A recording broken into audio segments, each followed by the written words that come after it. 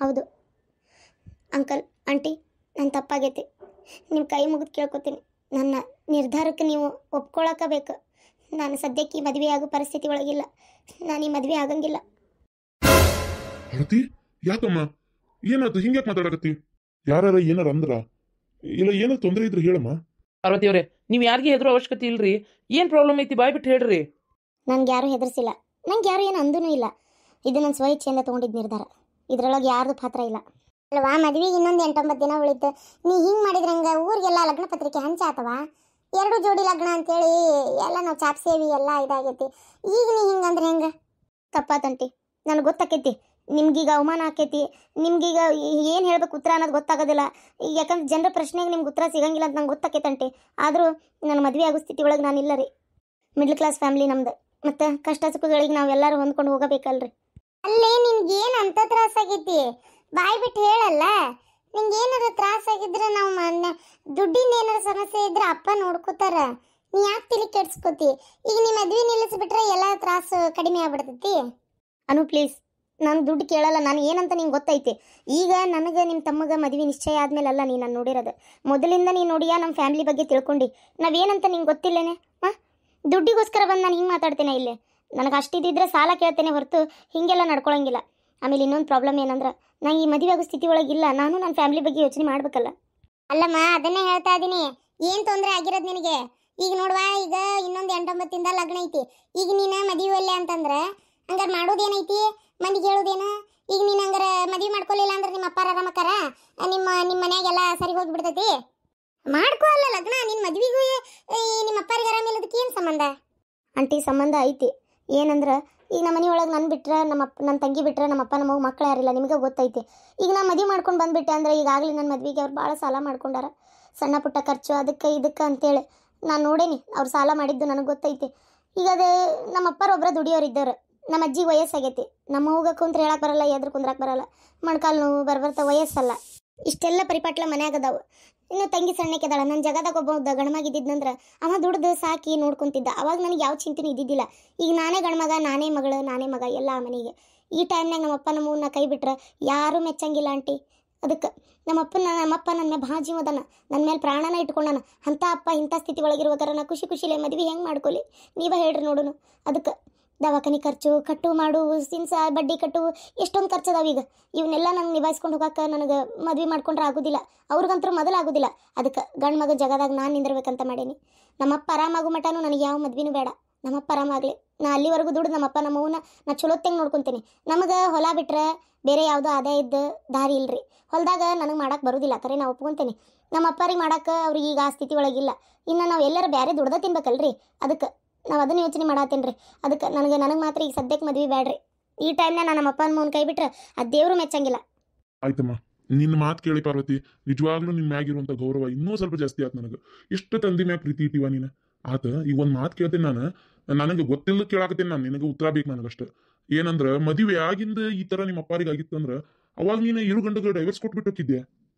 ಆಯ್ತು ಅಂಕಲ್, ನೀವು ಕೇಳೋದು ನನಗೆ ಅರ್ಥ ಆಗ್ತಾ ಐತಿ ಪ್ರಶ್ನೆ. ಆದ್ರೆ ಮದುವೆ ಆದ್ಮೇಲೆ ಹಿಂಗಾಗಿದ್ರೆ ನಾನು ಅದು ಏನು ಮಾಡ್ತಿದ್ನೋ ನನಗೆ ಗೊತ್ತಿಲ್ಲ ರೀ ಅಂಕಲ್. ಯಾಕಂದ್ರೆ ಮದುವೆ ಆದ್ಮೇಲೆ ಒಂದು ಹೆಣ್ಣಿನ ಮನಸ್ಥಿತಿನೇ ಬೇರೆ ಇರ್ತೈತಿ. ಇತ್ತಾಗ ಗಂಡನ ಮನೆ, ಇತ್ತಾಗ ತವ್ರ ಮನೆ, ಎರಡೂ ತಕ್ಕಡಿ ಒಳಗಿಟ್ಟು ತೂಗಬೇಕಾಗ್ತಿರ್ತೈತೆ. ನಾನು ಸಮಾನವಾಗಿ ಯಾವುದು ಹೆಚ್ಚಾಗಬಾರ್ದು, ಯಾವುದು ಕಡಿಮೆ ಆಗಬಾರ್ದು. ಹಿಂಗೆ ನೋಡ್ಕೊಳ್ಳೋ ಜವಾಬ್ದಾರಿ ಅವಾಗ ನಂದಿರ್ತೈತೆ ರೀ. ಅವಾಗ ಏನು ನಿರ್ಧಾರ ತೊಗೊತಿದ್ನೋ ನನಗೆ ಗೊತ್ತಿಲ್ಲ. ಆದರೆ ಈಗ ಸದ್ಯಕ್ಕೆ ಮದುವೆ ಆಗಿಲ್ಲ. ಈಗ ಅವ್ರಿಗೆ ಹಿಂಗೆ ಆಗೈತಲ್ಲ, ನನಗೆ ಅವ್ರನ್ನ ಬಿಟ್ಟು ಮದುವೆ ಮಾಡ್ಕೊಳ್ಳೋಷ್ಟು ನನಗೆ ಇದು ಇಲ್ಲರಿ ಅಂಕಲ್. ದಯವಿಟ್ಟು ಕ್ಷಮಿಸ್ಬಿಡ್ರಿ. ನಾ ಮಾಡೋದು ತಪ್ಪೈತ್ರಿ. ಈ ಟೈಮ್ನಾಗ ಬಂದು ಇಂಥ ಹಂತದೊಳಗೆ ನಾ ಮದುವೆ ನಿಲ್ಸಿದ್ರೆ 4 ಮಂದಿ ಮುಂದೆ ನಿಮ್ಮ ತಲೆ ತಗ್ಸೋದು ಆಕ್ಕತಿ ಅಂತ ನನಗೆ ಗೊತ್ತು. ಇಲ್ಲಿ ನಮ್ಮಪ್ಪ ನಮ್ಮನ ಮರ್ಯಾದೆನೂ ಹೋಗ್ತೈತಿ, ನಿಮ್ಮದು ಹೋಗ್ತೈತಿ, ಎಲ್ಲರದು ಹೋಗ್ತೈತಿ ನಂಗೆ ಗೊತ್ತು. ಆದ್ರೆ ನಾನು ಸದ್ಯಕ್ಕೆ ಮಾತ್ರ ನಮ್ಮಪ್ಪ ನಮ್ಮನ ಈ ಸ್ಥಿತಿ ಒಳಗೆ ಬಿಟ್ಟು ಬರೋಕೆ ಆಗಂಗಿಲ್ಲ ರೀ ಅಂಕಲ್. ಆಯ್ತಮ್ಮ, ಇವಾಗ ಬಂದು ಇಲ್ಲಿ ಹಿಂಗೆ ಹೇಳಿದಲ್ಲ, ನಿಮ್ಮ ತಂದೆ ತಾಯಿ ಹತ್ರ ಇದ್ರ ಬಗ್ಗೆ ಮಾತಾಡಿಲ್ಲ ಅಂಕಲ್. ಮಾತಾಡಿದವ್ರು ಒಪ್ಪೋದೂ ಇಲ್ಲ. ನಂಗೆ ಗೊತ್ತು, ನಮಗೆ ಎಷ್ಟರ ಕಷ್ಟ ಆಗಲಿ ನೀ ಮದುವೆ ಮಾಡ್ಕೊಂಡು ಚಂದಿರ ಅಂತಾರೆ. ಆದ್ರೆ ನನಗೆ ಅದು ಇಷ್ಟ ಇಲ್ಲ ರೀ ಅಂಕಲ್. ಕಷ್ಟ ಆಗಲಿ ಸುಖ ಆಗಲಿ ನಮ್ಮಪ್ಪ ನಮ್ಮವ್ನು ನನ್ನ ಬಿಟ್ಟಿರೋಕೆ ಆಗಂಗಿಲ್ಲ ರೀ. ನಾ ಸದ್ಯಕ್ಕೆ ಈಗ ಅವ್ರ ಜೊತೆಗೆ ಇರ್ಬೇಕು. ಅವ್ರ ಆರೋಗ್ಯ ಸುಧಾರಿಸಿದ್ರೆ ನಾನು ಈ ಮಾತು ಹೇಳ್ತಿದ್ದಿಲ್ಲ ರೀ. ಅವ್ರಿಗೆ ಈ ಟೈಮ್ನಾಗ ಹೇಳಕ್ಕೂ ಆಗ್ವಲ್ತು, ಕುಂದ್ರಕ್ಕೆ ಆಗ್ವಲ್ತು ನನಗೆ. ಅದಕ್ಕೆ ಈ ಟೈಮ್ನಾಗ ನನಗೆ ಅವರೇ ಮುಖ್ಯ. ಪಾರ್ವತಿ, ಹಂಗೆ ಮಾಡಬೇಡೆ. ನಮ್ಮ ತಮ್ಮ ನಿನ್ನ ಮೇಲೆ ಎಷ್ಟು ಪ್ರೀತಿ ಇಟ್ಕೊಂಡು ನಾನು ಗೊತ್ತೇನ. ಅನು ಸಾರಿ. ಅರವಿಂದ್ ಅವರೇ ಸಾರಿ. ನನಗೂ ಅಷ್ಟೇ ಆಸೆ ಕನಸಿತ್ತು, ಆದರೆ ಈಗದಿಲ್ಲ. ನನ್ನ ಪರಿಸ್ಥಿತಿ ಒಳಗೆ ಯಾರು ನೀವಿದ್ದಿದ್ರೆ ಅರ್ಥ ಆಕ್ಕಿತ್ತು. ಈಗ ನನ್ನ ಪರಿಸ್ಥಿತಿ ಯಾರದನ್ನು ಬಿಟ್ಟು ಬರೋ ಸ್ಥಿತಿ ಒಳಗಿಲ್ಲ. ಅಲ್ಲ ನಾನು ನೋಡಾಕತ್ತೇನಿ ನಮ್ಮ ಅಪ್ಪ ನಮ್ಮನ್ ಬಿಟ್ಟು ಬರಕಾಗಿಲ್ಲ, ನಮ್ಮ ಅಪ್ಪ ನಮ್ಮನ್ ಬಿಟ್ಟು ಬರಕಾಗಿಲ್ಲ. ಅಲ್ಲ ನಿಮ್ಮ ಅಪ್ಪ ನಿಮ್ಮ ಅವ್ಗ ಇಲ್ಲೋಡಿಲ್ಲ ತಿಂಗಳ ಇಷ್ಟು ರೊಕ್ಕ ಅಂತ ಕೊಡ್ತೇವೆ ಬೇಕಾರ. ಏನು ಅವ್ರ ಆರಾಮಾಗು ಮಟನು ನಾವು ಗುಳಿಗೆ ಖರ್ಚು, ಏನು ಅವ್ರ ಆರೋಗ್ಯ ನೋಡ್ಕೊಳಕ, ದವಾಖಾನಿ ಖರ್ಚು, ಅವ್ರ ಮನಿ ನಡ್ಸಾಕ ತಿಂಗಳ ಏಟು ಹಳ್ಳಿ ಮನ್ಯಾಗ ಅದಾರ 10,000 ಕೊಟ್ರೆ ಸಾಕು, ಬೇಕಾದಂಗೆ ಜೀವನ ನಡೀತೈತೆ ಅವ್ರದ್ದು.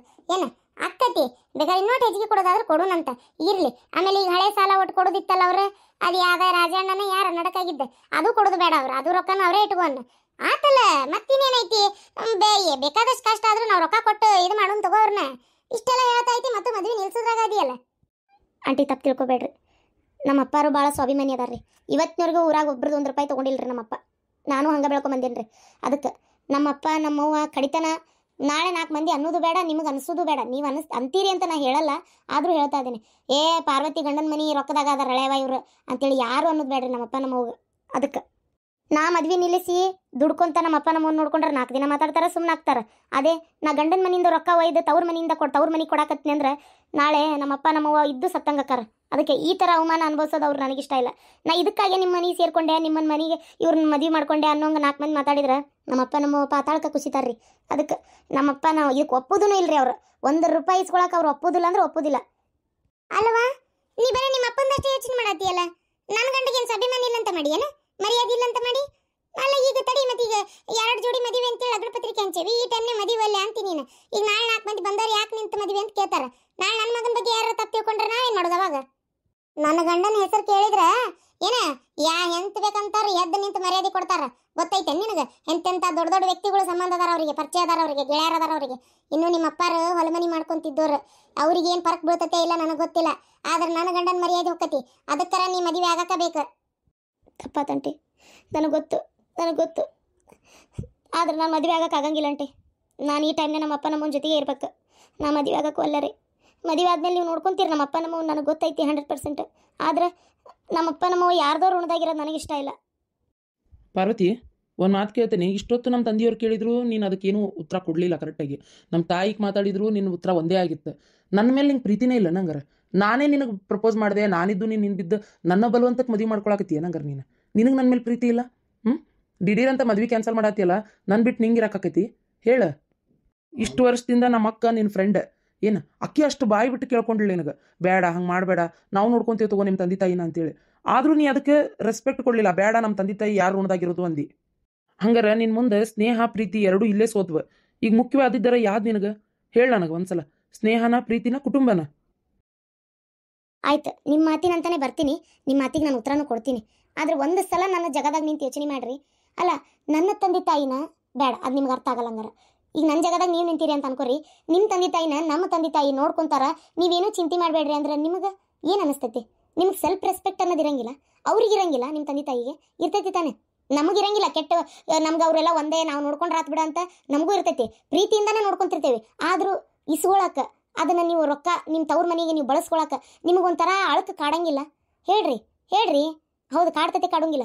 ಆ ರೆಸ್ಪೆಕ್ಟ್ ನನಗೆ ಕಾಡಕತ್ತೈತಿ. ಈಗ ನಮ್ಮಪ್ಪ ನಮ್ಮವ್ವ ಯಾರ್ದು ಯಾವತ್ತೂ ಆಸೆ ಪಟ್ಟಿಲ್ಲ, ಅವ್ರು ಹಂಗೆ ಇಲ್ಲೂ ಇಲ್ಲ. ಈಗ ಅವ್ರನ್ನ ಏಕಾಏಕಿ ನಾನೇ ನಮ್ಮ ಗಂಡನ ಮನೆಯಿಂದ ರೊಕ್ಕ ಕೊಡ್ತೇನೆ ಆರಾಮಾಗಿರ್ರಿ ಅಂತ ನನಗೆ ಅನ್ನಕ್ಕೆ ಆಗ್ಬಲ್ತು. ಪ್ರತಿ ಸಲ 1 ರೂಪಾಯಿಗೂ ನಿಮ್ಮನ್ನು ಕೇಳಿ ನಾನು ಕೊಡೋಕ್ಕಾಗಲ್ಲ, ಯಾಕಂದ್ರೆ ಅವ್ರು ಇಸ್ಕೊಳಕ್ಕೂ ಆಗಂಗಿಲ್ಲ. ಆಮೇಲೆ ಎಷ್ಟೇ ದಿನ ಆದರೂ ಯಾರಿಗೆ ಆದರೂ ಇಲ್ಲೋಡ್ರಿ ಬೇಜಾರಾಗದೆ ಅದು. ಇದೇನಪ್ಪ ಇದು, ಇವ್ರನ್ನೂ ಬೇರೆ ನೋಡ್ಕೋಬೇಕಂತ ಅಲ್ಲ, ನೀವು ಅನ್ನಲ್ಲ, ನಾನು ಒಪ್ಕೊಳ್ತೀನಿ. ಆದ್ರೆ ಅನ್ನಿಸ್ಬಾರ್ದು ಯಾವ ಕ್ಷಣಕ್ಕೂ ಅದು. ಅದಕ್ಕೆ ಹೇಳ್ತಾ ಇದ್ದೀನಿ. ಈಗ ನಮ್ಮ ಅಪ್ಪಾರು ತಿಂಗಳದಾಗ ಆರಾಮಕ್ಕಿನಿ ಅಂತ ನಿಮ್ಗೆ ಗ್ಯಾರಂಟಿ ಐತಾ? 1 ತಿಂಗಳಿಗೆ ಆರಾಮಕ್ಕಾರ? 2 ತಿಂಗಳಿಗೆ ಅಕ್ಕಾರ? ವರ್ಷ ಹೋಗ್ತೈತಾ? ಅಥವಾ 2 ವರ್ಷನೂ ಆಗ್ಬೋದು. 2 ವರ್ಷದವರೆಗೂ ನೋಡ್ಕೋತೀರಿ?